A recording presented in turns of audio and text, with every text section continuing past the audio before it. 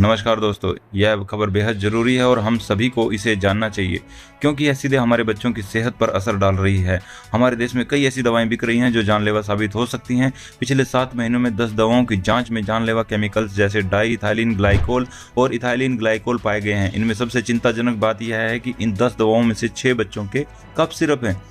Central drug standard control organisation ने अगस्त 2023 से फरवरी 2024 के बीच में की गई जांच में यह नतीजे निकाले हैं। यह वही घातक केमिकल हैं जिनकी वजह से पिछले कुछ सालों में गाम्बिया, उज्बेकिस्तान और कैमरून जैसे देशों में 140 से ज़्यादा बच्चों की मौत हो चुकी है। इन मामलों में भारतीय फार्मा कंपनियों के बने कफ सिरप को जिम्मेदार ठहराया गया है। जून 2023 से कफ सिरप के निर्यात पर कड़ी निगरानी रखी जा रही है और लैब टेस्टिंग जरूरी कर दी गई है। इसके बावजूद जून से अक्टूबर 2023 तक 54 फार्मा कंपनियों के सैंपल फेल हो चुके हैं।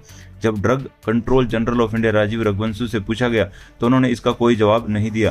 कुछ दवाओं में खतरनाक केमिकल्स की मात्रा इस प्रकार है। ट्राइमैक्स एक्सपेक्टोरेंट में 0.118% ईजी पाया गया है। कोल्ड आउट में 1.9% ईजी और 0.14% डीईजी की मात्रा पाई गई। दिल के रोग में काम आने वाले डिजीवर इंजेक्शन में ईजी और डीईजी की मात्रा अधिक पाई गई। एलर्जी दवा स्लिप प्रो प्लस सिरप में 0.17% ईजी और 0.243% डीईजी पाया गया। गाइडलाइन के मुताबिक ईजी और डीईजी की मात्रा 0.10% से ज़्यादा नहीं होनी चाहिए। इन केमिकल के साइड इफेक्ट बच्चों में डायरिया जैसे सामान्य लक्षण के रूप में दिख सकते हैं, जिससे पहचानना मुश्किल हो जाता है। हाल ही में फरवरी 2024 में हिमाचल प्रदेश के सिरमौर जिले की एक फार्मा कंपनी सिक्योर के एंटी कोल्ड सिरप में ईजी की मात्रा अधिक पाई गई। दिसंबर 2023 में ही हिमाचल के सोलन जिले की वीवीपीवी फार्मा कंपनी के सिरप जेलकोरिल एलएस सिरप में डीईजी की मात्रा अधिक पाई गई थी। जनवरी 2020 में ही हिमाचल प्रदेश की एक pharma company digital vision pharma के कफ सिरप कोल्ड वेस्ट के कारण जम्मू में 12 बच्चों की मौत हुई थी।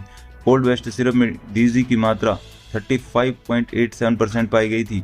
विश्व स्वास्थ्य संगठन ने अक्टूबर 2022 से अगस्त 2023 तक 5 भारतीय कफ सिरप के खिलाफ अलर्ट जारी किया था। अमेरिकी फूड एंड ड्रग एडमिनिस्ट्रेशन ने भी भारत के कई उत्पादों को अपनी इंपोर्ट लिस्ट से हटा दिया है। यह एक बहुत ही गंभीर समस्या है और सवाल उठता है कि जब हर स्तर पर जांच हो रही है तो दवाएं बाजार में कैसे पहुंच रही हैं। सामाजिक कार्यकर्ता सुकेश खजूरिया का कहना है कि रॉ मटेरियल और फाइनल प्रोडक्ट दोनों की जांच होती है, लेकिन रिकॉल की प्रक्रिया लंबी होने के कारण तो इसमें देरी हो जाती है और जब तक कई लोग इन दवाओं का सेवन कर चुके होते हैं।